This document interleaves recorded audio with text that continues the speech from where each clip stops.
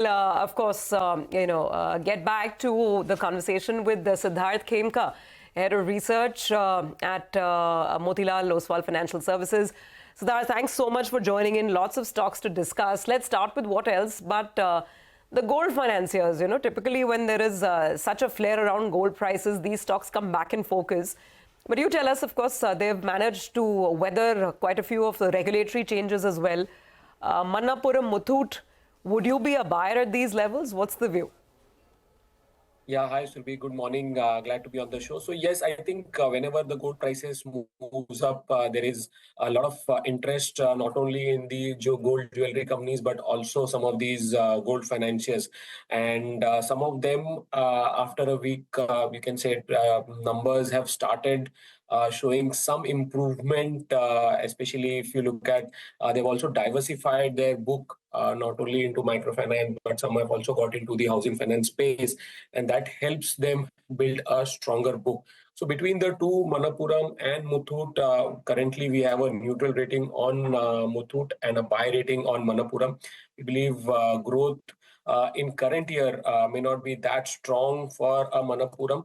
So for FY25, our growth estimates, net profit growth estimates for Manappuram is around 10%. But we believe next year things would start looking up much better, and we are forecasting a 24% earnings growth. Valuation-wise also, Manappuram is better placed. What we see in the current environment is a lot of NBFCs would start doing well with the interest rate cut cycle starting to happen, and some of these stocks, for example, Chola, which is our preferred pick within the NBFC space, continues to do well. Although it trades at a premium valuation, but with a steady growth, we continue to like something like a Chola, where we believe that the company would continue to grow both its AUM and with the help of the credit cost coming down, leading to a strong return ratios, ROEs in excess of 20%. So that continues to be our preferred pick. Another stock, which is your L&T Finance holding, which we believe could do well in the current environment, especially if you look at the company has put out a new strategy, which is your Lakshya 2026, and that is looking to reduce its wholesale lending segment and diversify into some of the other segments which are not only high yielding but also high growth. Again, valuations are comfortable for L&T Finance, which is also where we have a buy rating and a steep upside, almost 30-40% upside from current levels, with a target price of 230. Well, among the stocks, the few stocks that were under pressure in yesterday's trading session, Siddharth, were the pharmaceutical pack. We have Biocon, which was down by about 2.5%.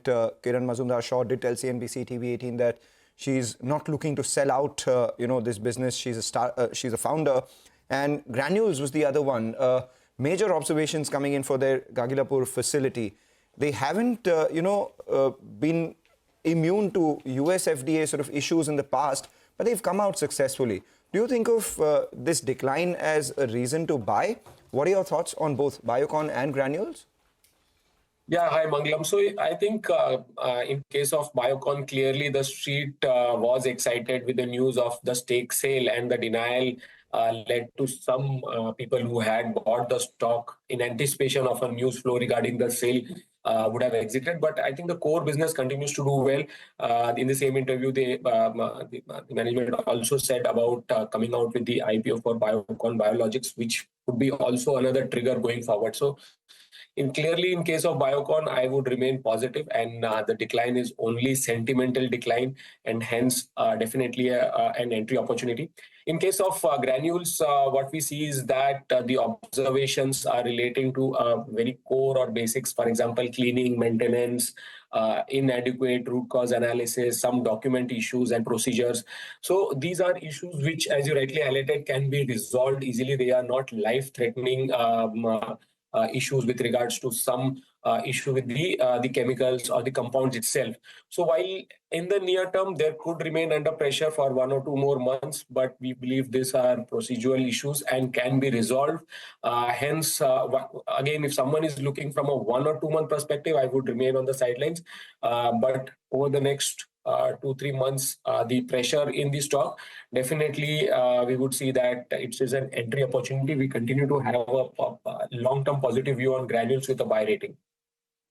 Okay, so not for the faint-hearted and definitely not for those who are looking at the short term. That's the word on